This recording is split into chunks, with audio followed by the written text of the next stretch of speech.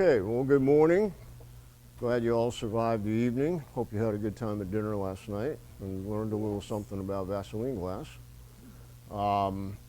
Thank you, Tom, again for a very nice presentation. All right, so this morning we advertised this seminar as being sort of an educational seminar on the differences between U.S. glass 310, 314, and 317. We're going to do part of that. What it turns out is that U.S. glass line 317, like I mentioned last night, is at the moment a figment of my imagination. I would like to think it is a product of my ESP, and maybe someday we will find out that I was right, and that the unnumbered line that we have up here is actually 317. But Shetler won't let me say that yet because we don't have a catalog that has 317 in it. So this is really a seminar about 310, 314, and raisin points. Raisin points is the unnumbered line that is relatively easy to confuse with these other ones. Now, you can see we got a lot of glass up here. Tom has done a marvelous job of organizing it by line number, and Tom is going to make some comments here at the beginning to kind of set the stage, talk about, point out some of the characteristics of the three lines, and then when he gets tired of talking, then he's going to give it to me, and then I'm supposed to come up with something to say after that. You know how that goes with Tom, right? Because Tom's going to cover everything, which is good, but we'll see. Tom, take it away. Okay, first of all, You want this? okay, can everybody hear me? All right, now what we have is U.S. glass. And I like to look at things and keep it simple as possible. And the other thing I don't want to do is put you all to sleep. So let's start with the basics. We have 310, we have optic and points, and we have 314. If you keep it simple and just look at it that way, it's pretty easy to recognize these pieces when you see them out. It's even easier when you have 20 pieces in a spot on a table.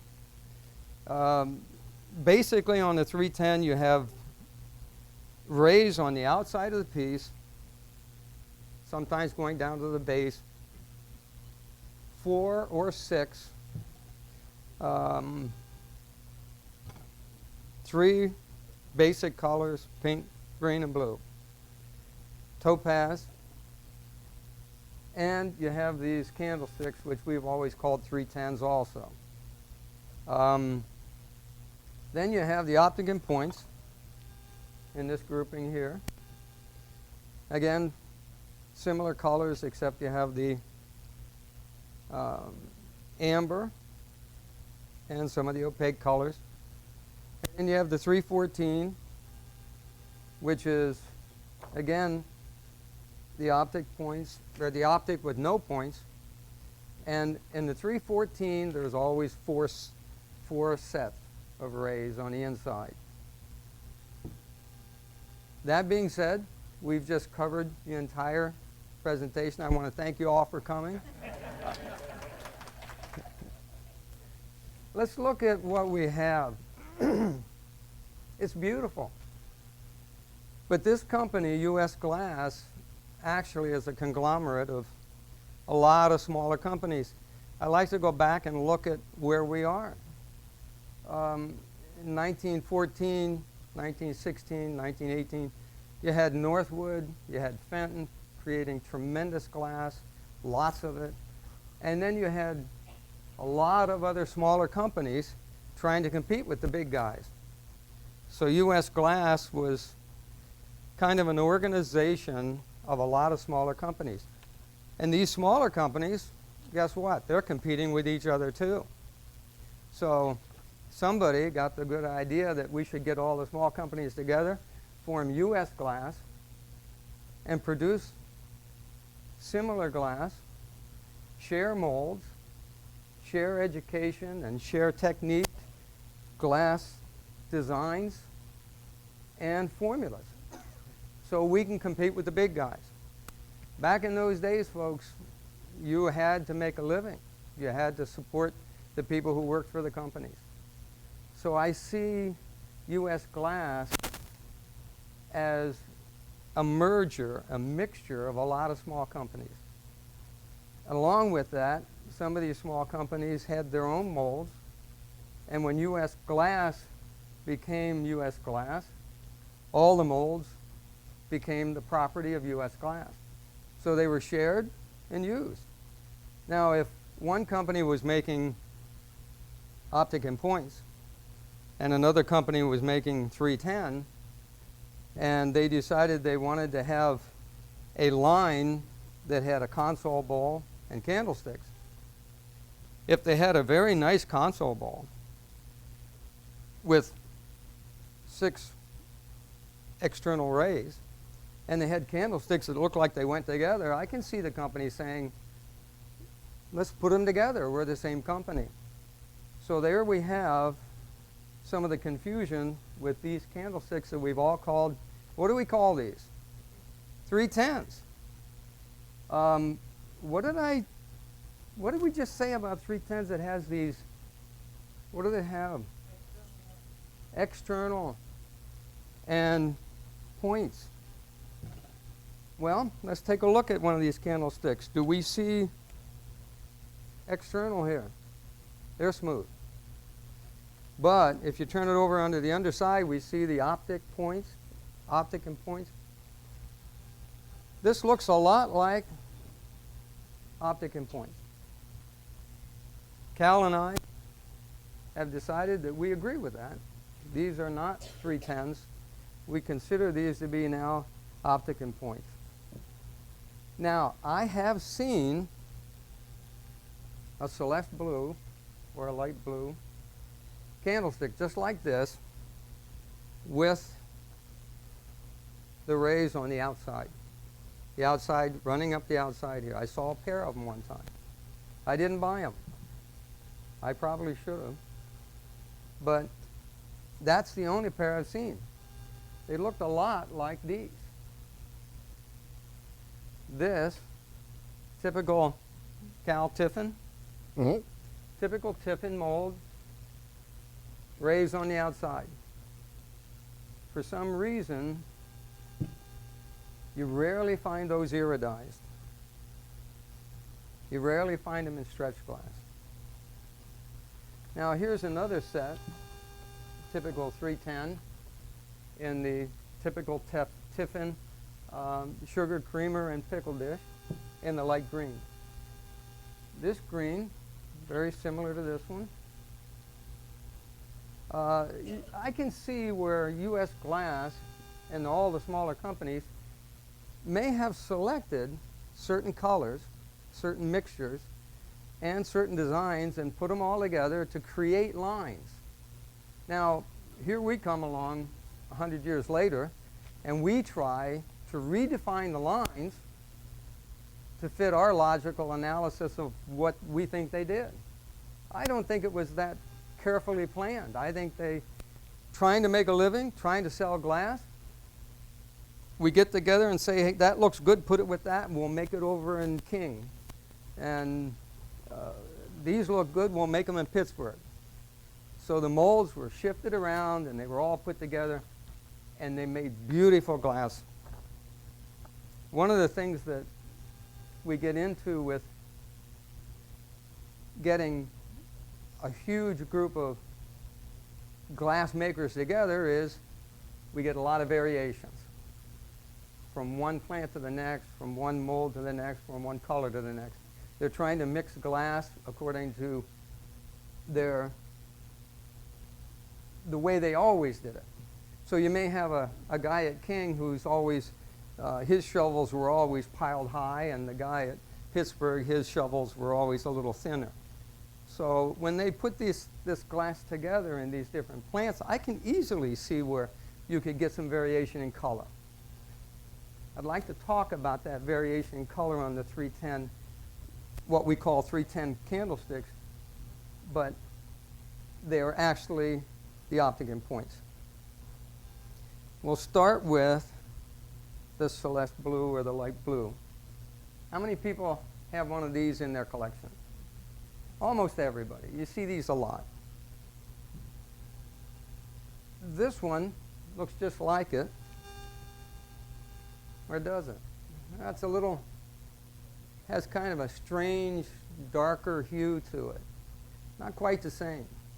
You wouldn't notice it if you were out in the shopping mall and you saw this one. You'd say, yeah, that's what Tom calls the optic and points used to be 310.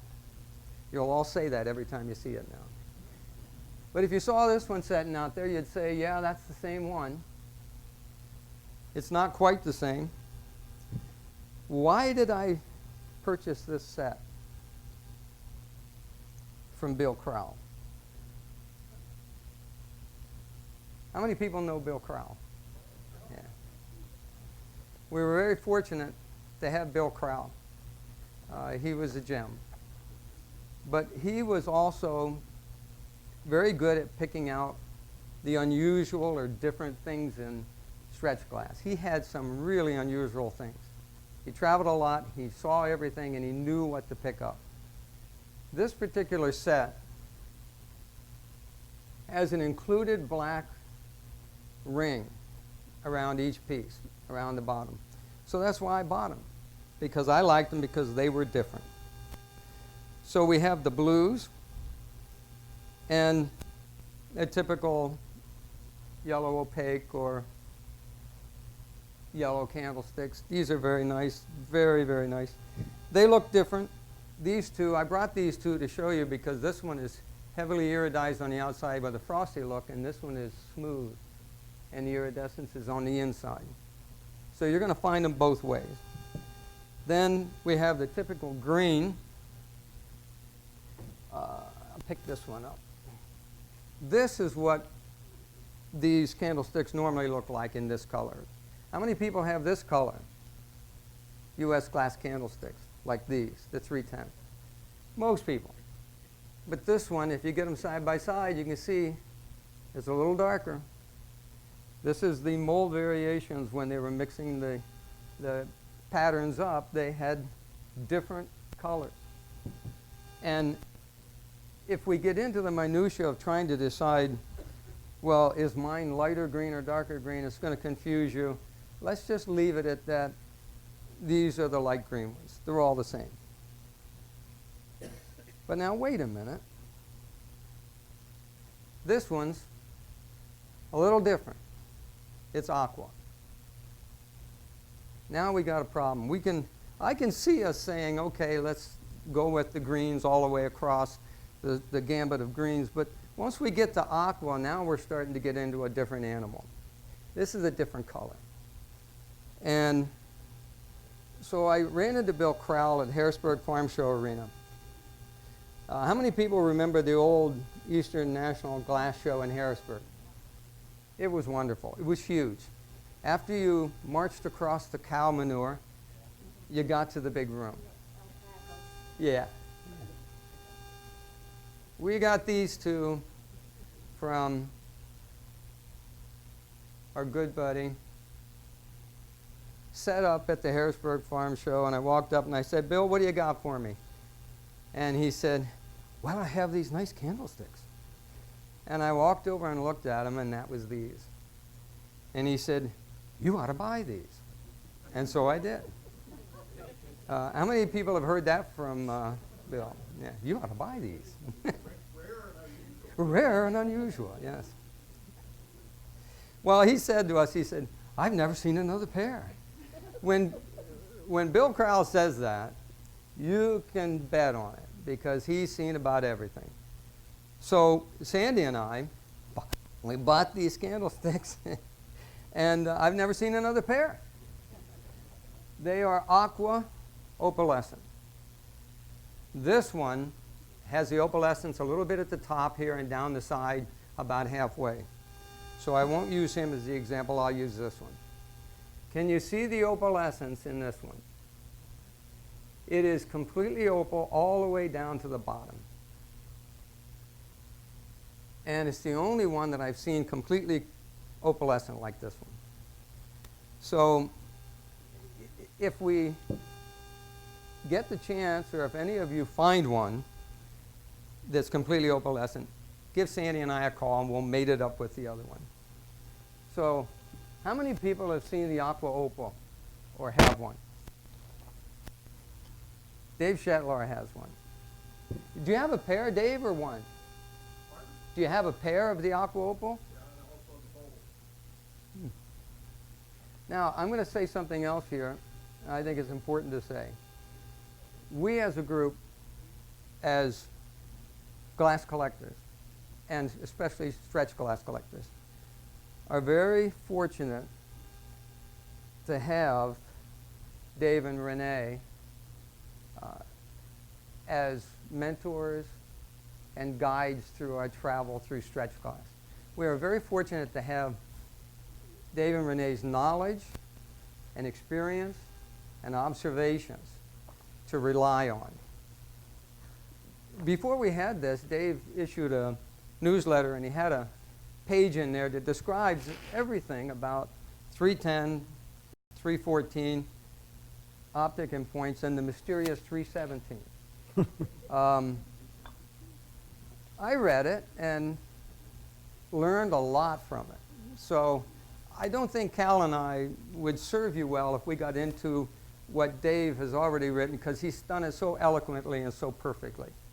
I would advise you all to just kind of look at your newsletter and read all those facts, because they're very important and very easily absorbed. If you just read through it a couple times, you'll know as much as anybody will know about U.S. glass on the 310, 314, and the optic and points. But I want to take a chance to, at this point, to personally thank Dave and Renee for all they do for this club, and especially for their newsletters and information.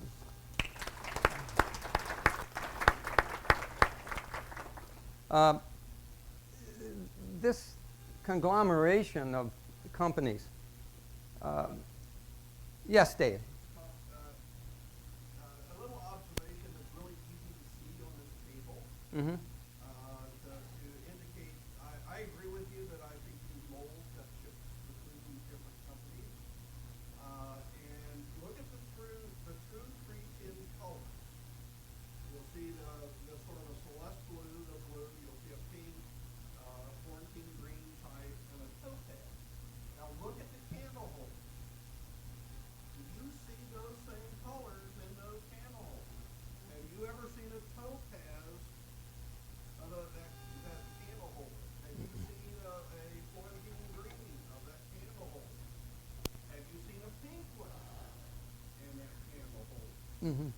So, when you get a lineup like this, those weird things begin to show up. Well, this is the importance, in case you didn't hear it. What Dave is recognizing is that we have certain colors and certain patterns, and then we have other colors. And this is my point. I would not be surprised, if I could go back in time, I would not be surprised to hear that one of the very small companies was making this candlestick with their own mix, and that these were made by another company and this was made by another company. And so they got all the molds together and formed lines and sold them as groups. I can see that happening. What happened with U.S. Glass was, after they organized and formed this conglomerate, there's going to be some weeding out. We'll say the little Sharon Mizell company that operated over here and had one little kiln and two guys making glass. If they didn't continue to make at the level that U.S. Glass needed, they were merged. They were sent to King or sent to Tiffin. And so all these guys got together, and eventually the smaller companies were weeded out. The weaker companies were discontinued. Their molds were sent to either King in Pittsburgh, or they were sent to Tiffin in Ohio. And all these molds were reviewed. They were grouped, and then they tried to produce lines. With the molds probably went the designers also, and the mixers, and all the other people who worked in the glass factory. So when you start talking about reorganizing small companies into large companies, you're going to lose some people and you're going to gain some talent. When they share these molds, they're going to be moved around a lot. So you're going to see a lot of variation. And Dave's observation about the candlesticks is a very good one. These are Tiffin. Maybe these candlesticks were made by Tiffin also. We don't know. But they eventually were made by U.S. Glass. So color variations, these could have been experimental. Maybe they experimented with it, and they looked at it and said, gee, it looks like a dirty green to me. I don't like it. Let's not make it anymore. Do you think they took them out and threw them in the garbage? Do you think they could sell these? Yeah. So anything they made, they sold. They're in the business to sell things and make money. So I don't see them throwing anything away. They just sold it. Yes? The Celeste Light Blue Yes. candlestick looks very similar. But do you know of pink ones and green ones? No. No. That No. If you look at the greens, I also don't remember any of these being iridized. Ever see this color green iridized, anybody? No. So, and there again, Tiffin may have been making this as a line on their own, and somebody else may have copied them and tried to make a candlestick similar to it in the little company in another state. They said, boy, we like these Tiffin candlesticks. Let's make something similar to it. So they may have come up with an internal optic and point type design. The mold chipper may have said, let's do it this way. We'll put it on the plunger rather than the outside, like this one. And that could have happened. Or it could have been making this one with the points on the outside and then trying to iridize it didn't work out well. So they may have switched to something like this. Trying to go back and decide what they were thinking is impossible, but I think sometimes we get too focused on trying to organize their thoughts when I think it was pretty random. They were trying to sell glass and move it out as quick as they could. So competition was a driving force. There were artists and they were trying to make pretty glass, but they wanted to sell it. Whatever the public wanted, they sold. Cal, do you want to add some things in there? Sure.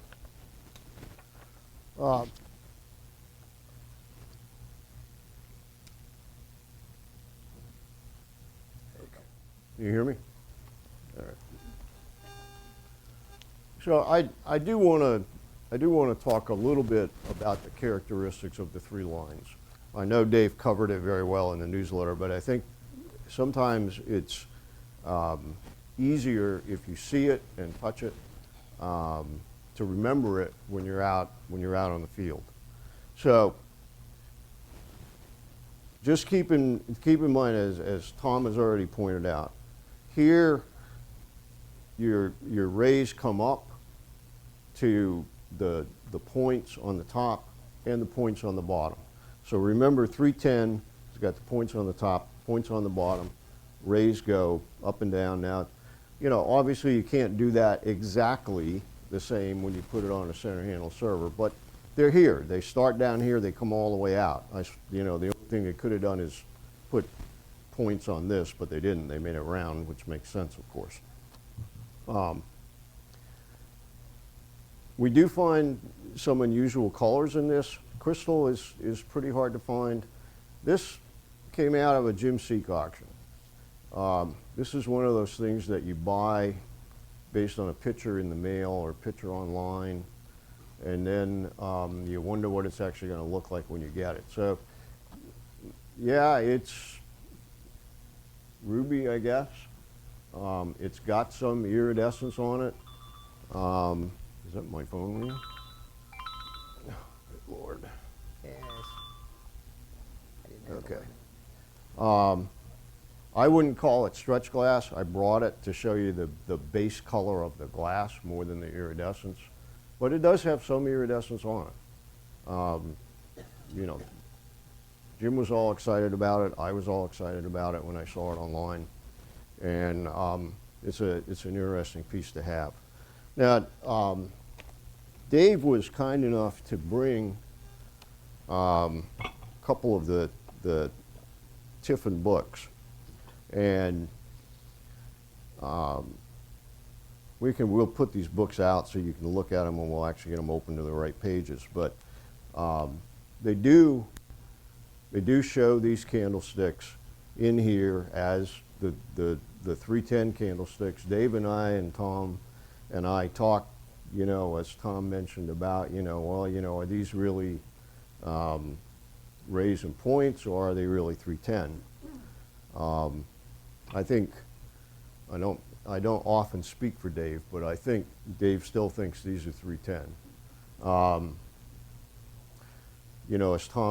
As Tom says, we'll never really know because there's probably nobody alive to answer the question of what they are. But what is interesting is that you often see these paired with rays and points. Now, I mean, there is no question that these were made to go together. Okay, I mean, I have the other one of these at home. I bought them together as a set. I would be willing to bet that they've been together for a very long time. So, again, you go back to these companies who are in business to sell glass. If they happen to put, what's in the catalog as a 310 candlestick with a rays and points bowl, okay.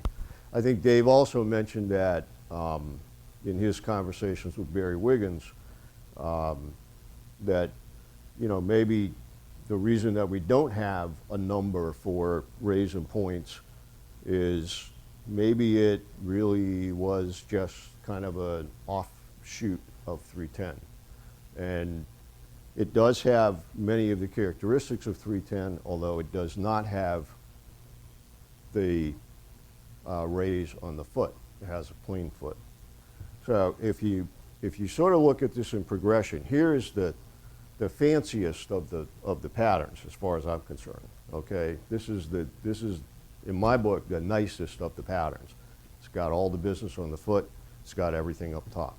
Then you kind of go to rays and points. Here you've still got the rays and the points, although somewhat different. Interior, so they're optic as opposed to on the outside. But now you've got a plain foot.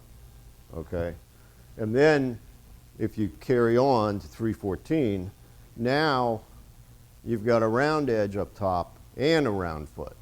Okay, so in my mind, the mold makers are getting more casual as they go. That would have been a more difficult mold to make. This would have been somewhat easier to make than that mold. This presumably would have been easier to make than either of these molds because now you got just round and round, and you've still got the optic rays and points, but now you've got less of them. Well, in my book, you kind of go from, it's kind of best, better, good. One thing I do want to talk about, though, and Tom got into this a little bit, but is colors. Very limited color variation up there, much more color down here, even more color variation down here. And when you get down into 314, they even start doing some really interesting stuff, like this is cumula. Okay, this is paint and then iridized. The paint is on the back side, combination of light green and white paint on crystal glass. This is actually all crystal glass underneath. And then they did plates that match. The plates, by the way, don't have any of the razor points on them. They're just plain plates.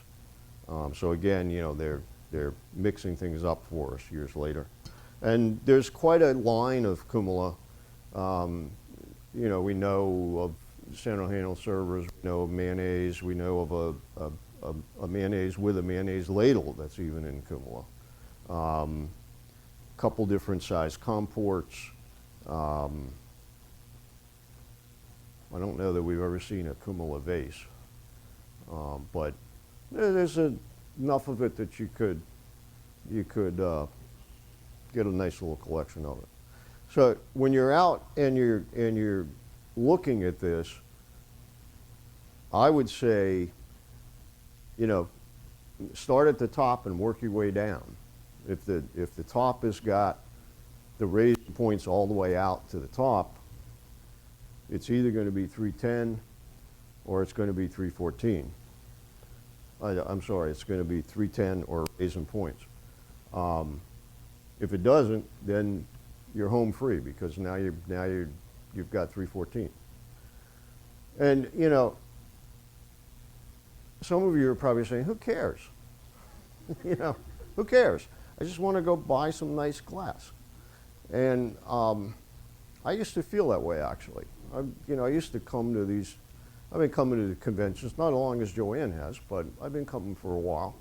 And you know, sit through some of these very technical presentations, which we're trying not to make this super technical. But and I'm thinking to myself, who cares? I just want to buy stretch glass. I think that the real reason that we care is, number one, if we are collecting, I call it collecting with a purpose. If we are collecting and we are trying to, you know, get one of everything. You know, if you just happen to fall in love with raisin points, and so your mission is to get all the raisin points, well, you've got to know what raisin points is supposed to look like. You know, here's a raisin points plate.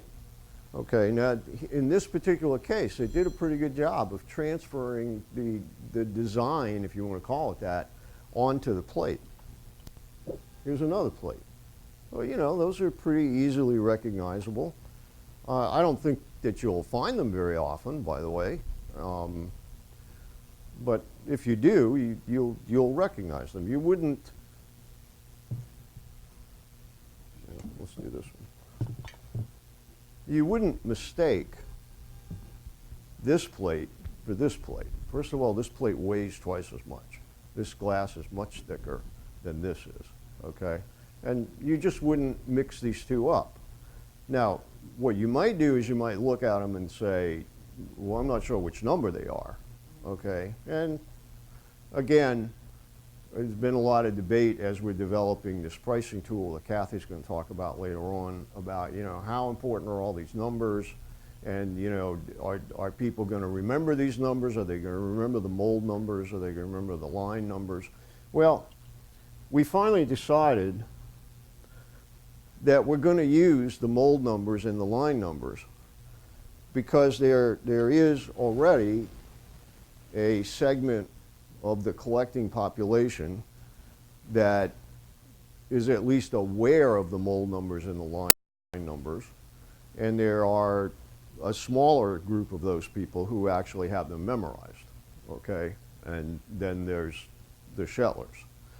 And the Shettlers don't have some of them memorized, they have them all memorized, okay? So, you know, Dave can pick any piece of glass up basically almost and tell you, you know, what the mold number is or what the line number is, who made it. He can flip a plate over, look at the back of it and say, yeah, this is Diamond, not Northwood, not Benton, you know, that sort of stuff. Most of us are never going to get to that point, I don't think, in our technical knowledge. And that's why we have Dave. But I think the importance of at least having some familiarity that you've got three somewhat distinctive lines here is, if you're collecting, number one.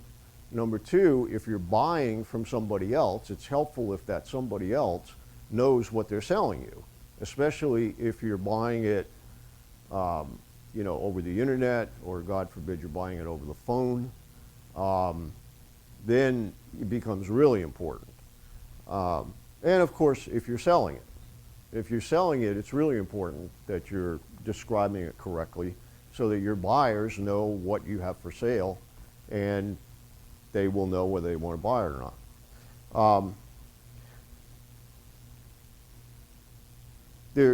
I want to mention one thing about U.S. Glass decorating. U.S. Glass did do a fair amount of different types of decorations on their glass. We don't have a lot of examples of it here, but we do have some of the more common. Here's the black edge. This, you'll see the black edge on the blue, and you'll see it on the topaz, and you'll see it on 314. If you see decoration on rays and points, it's going to be generally more like this. I don't know how to hold this best so you can see it, but it's not just a thin line of black paint around it. It's actually, you know, there's art involved here, I guess is the best way to say it, as is the case with this. They're trying to make these, you know, fancier than they really are. You will find a little bit of this sort of decoration, and I don't know, do we have any idea if US actually did this, or do you think this was sent out? That particular decoration is always on the 314. I found it on blue, crystal, topaz. It's always the same floral design. I've seen it on like 2 or 3 different sizes of bowls, footed bowls, and a high-footed comport. So my feeling is that is a factory design, and they put it on a fair number of pieces. Yeah. As they did with this, I am so sorry. We're just going to turn this off. As they did with this, this is green paint, right? Okay. Green enamel paint, and I've not seen it on anything other than crystal. Yeah, I think you're right with that one. I've seen a couple pieces that actually have a dark blue. Yes, we've seen dark blue on topaz. We've seen black on topaz. We've seen green on crystal. And again, this is just one example. There are plates. There's a center handle server. This is the mayonnaise. I'm not sure that I can go too far beyond plates in a center handle server. Again, I don't think that we have a vase. So, you know, you're going to get more variation over here in 314, and you're going to get more colors. You're going to find more colors in 314. I think Kathy brought in this piece, and after we started putting this all out, she said, "Oh my God, you mean now I got to find all these different colors in this one shape?" And I was like, "Yeah, that's the way it goes in stretch class. You know, I mean, you get a shape, then you got to find all the colors, or you get a color, and then you got to find all the shapes. That's the way we do things." So, okay, yeah. So this used to be Tom's bowl. Now it's my bowl. Jeff was very kind to acquire this for me as a gift. This has got a decal on it, and as far as we know, I mean, have you seen more than one of these with a decal on it? And they're all that. They're all this decal. They're all Okay, decals, so they're all on paint, and they're all on 310. right. So, you know, who put them on is anybody's guess, but you might see a piece of this 310 with this applied decal on it. It resembles very much the type of decal that Imperial used on some of their stretch glass. The decal, by the way, is on the back, and if I'm looking at this very carefully, I would tell you that the decal was obviously applied after the glass had cooled down, because it's on top of the iridescence. It's on top of the stretch effect. So it's pretty unusual. I don't think you'll find too many of them. Okay. I'll make one comment about shapes, and then maybe we can open it up for questions. And I think, what? He wants to talk about the cream and sugar. Okay. Well, I was just going to make a comment about the different shapes. What you see here is that, you know, US was very much into bowls. You see a lot of bowls. They made a lot of different shapes of bowls. They made comports. They did make in 310 They made vases. This is one of the vases. This is another vase. I believe it's this vase that yeah, but isn't it this vase that eventually gets laid down flat sometimes? Yeah. So you will find this vase with the big base, and instead of coming up and flaring out at about this point here, they will lay this whole part of glass down like that, and it'll be perfectly flat all around it. It's a marvelous looking thing. Where's Tim? He's not here. Tim Cantrell has one of these in blue where the edge is laid down and comes out flat. Very, very nice. This is the other, I had to borrow this from Tom's auction, but this is the other kind of unusual 310 treatment. So it always ends in this pointy edge, except when they put the open edge on top of it. So this was obviously another piece to the mold that fit on top of whatever this was, and this we refer to as the open edge. Now remember, US also was the one that made the reticulated edge, although we don't see reticulated edge on these kind of pieces. Reticulated edge has its own base. These come in two sizes. This is the small size. There is a bigger size. And they also did crazy things with this. Sometimes they squeezed this together and made it into a fan base. Sometimes they laid these out flat. The big one, the large size of this with this all laid out flat is an amazing piece of glass. I've always marveled at it and wondered, how did the guy who did this, how did he manage to do this and not mess up the openings and everything? It was all perfect. Very nicely done. Yeah. Remember, there are actually three ones of that. There's two that are footed, a small one and a large one, but then there's also a bowl that has a flat round bottom. Oh, okay. Yeah. And the articulated, Oh, open edge. okay. And were you saying there are two sizes of this? Yes, there are two sizes of that. Okay. And what about this? One size or? I've only seen one size of that. Yeah, okay. So you've got a center handled server in one line. You've got mayonnaises. This is a pretty unusual shape. This is actually kind of a ruffled top. It's that. That will come either completely just round or crimped like that. Yeah, So there's the round one. there's the round one. And you want to say something about the sugar and creamer? Well, I wonder the US 310 line in the satin, the creamer and sugars. Now you've got the pickle dish there. That's an unusual bead. You only see those in satin. Right. And where are the stretchlets? Yeah. And it's the right color. Yep. Yep. So. Okay. Questions?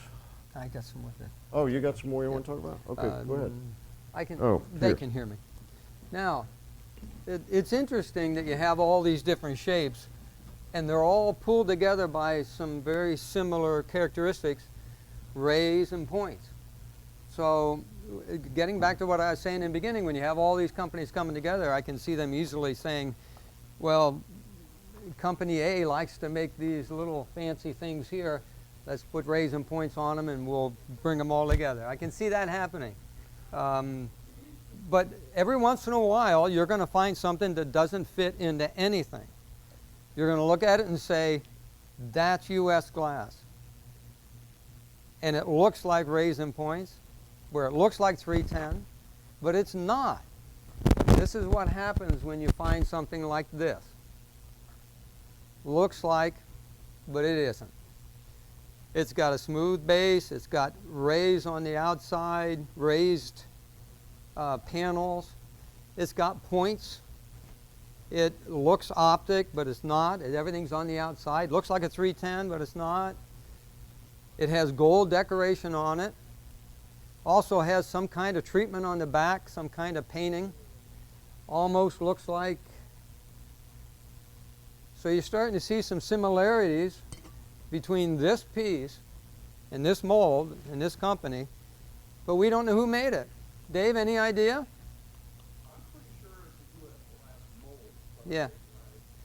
Now, this could be the little company in Kentucky, and they made glass like this.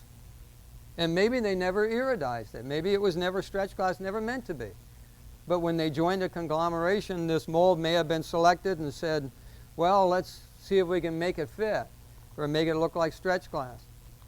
And they may have ran a group of these pieces, maybe a dozen, and for evaluation. And then when they got all done, they could have easily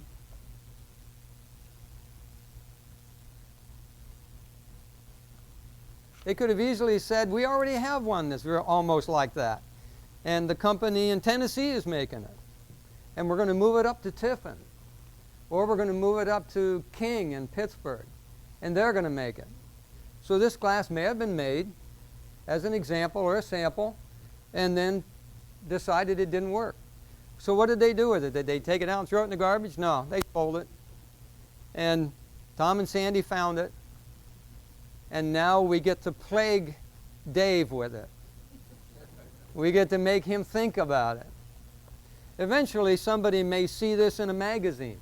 So if you look at this, when you come up and look at it, please feel free, with my permission, to pick this one up and look at it carefully. And if you ever see anything that mimics this or looks like this in, we'll say, satin glass, or if you see it in iridescent carnival type glass or stretch glass, whether it has the gold on it or not, or if you just see it in pressed glass, pick it up, look at it, remember it, try to associate it with this, try to find out from whoever has it where they got it or who made it. The more you gather information, the more we're able to find out where these pieces came from. And if you're looking through old Butler catalogs and you see one of these setting in a pressed glass page, then we'll be able to trace it back to who made it. Is it important? No. Is it interesting? Yes. We're all interested, but when it gets right down to it, it's not about the glass.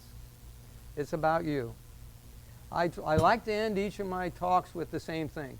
The glass is important, but you are special. I collect the glass.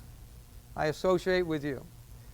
If I didn't have the opportunity to find a common denominator between us, I wouldn't get to know you. It's not about the glass, folks. It's about us. It's about the people. The friendships we make, the dealings we have, the haggling we do is special. And it's all bringing us together as a group and making us a family. U.S. Glass, 310. Optic and Points, 314. If you remember that, that's all you're going to need. But the main thing you have to do is find something pretty, share it with a friend, and have fun in life. I want to thank you for listening. Are there any questions? Yes. Which one? Oh, this one here? The pink. No, No. I mean, the question is, the pink color looks out of place. Is that right? Yeah. And so she was saying, do we think it was made later? I mean, my guess would be that this pink was made to compete with Fenton's Velvet Rose. I think if we had a piece of Velvet Rose up here, it would be pretty close to it. There's a table full of it right behind you. Yeah. Well, yeah, most of that's, well, some of that's old Velvet Rose, right. So I would imagine it probably came in the same period, I would think. One thing that I'm interested in learning more about, and eventually sharing on our website and whatever, is the progression of the colors during the early stretch glass period. So, you know, we have Imperial introducing grizzled lampshades in 1912. And then I'm not that familiar with what happens between 1912 and 1916, but we know in 1916 that Northwood and Fenton got into the business of making what we today call stretch glass. And Imperial came into the market in either 1914 or 1916 with a much larger line of iridized glass. And then the other companies like US, Lancaster, Central, Jeanette, eventually Vineland, got into the business. And I think it would be interesting, if we have the data to do it, to try to plot the evolution of color. Okay, we can do that. We can do that with the late period Fenton stretch glass, and of course, those of you who collect all Fenton glass, you can do it with the colors of the late period Fenton glass, because we have the catalogs. And so we can see what colors, and if you remember a couple of years ago, Nancy was here and she said, well, you know, the magic of the color is that there's this worldwide marketing group that gets together that decides what color we're going to like in 2022. And, you know, they decide that we're going to like, I don't know what we're going to like in 2022. Maybe it's going to be, you know, aquamarine and sunset. I don't know. But they get together and they decide that, and they put the word out, and the fabric manufacturers, the glass manufacturers, the China people, the car companies, the furniture companies, the rug companies, they get on board.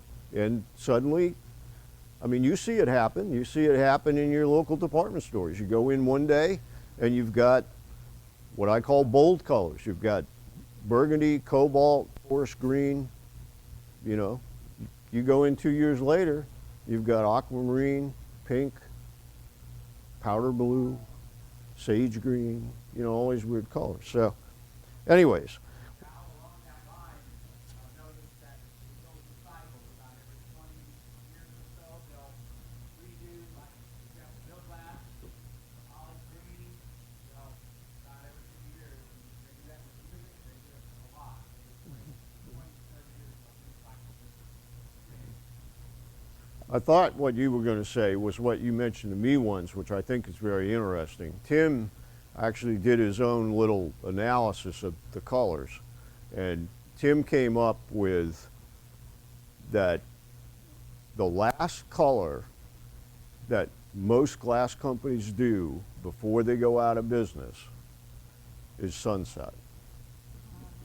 Okay? And you can just say, you guys are crazy, you've been drinking the tonic too long, but you look at the catalogs and something happens. I do want to mention one thing. In the Tiffin, we got the Tiffin books up here, and we'll leave them up here for you to look at, but they show, now this is not stretch glass, by the way, but it's 310, okay? But they show the 310 line, and they show, you know, like this on a black base. They show, in fact, they show all of these bowls on black bases, and they actually show some bowls here that we don't, shapes that we don't even have, that we would love to find in stretch glass. And they show those as Well, the they show this shape, but interestingly, they show this candlestick. Well, I don't know about that. There's 3 lines here. Yeah, those are those lines. Those are those lines. 2. Yeah.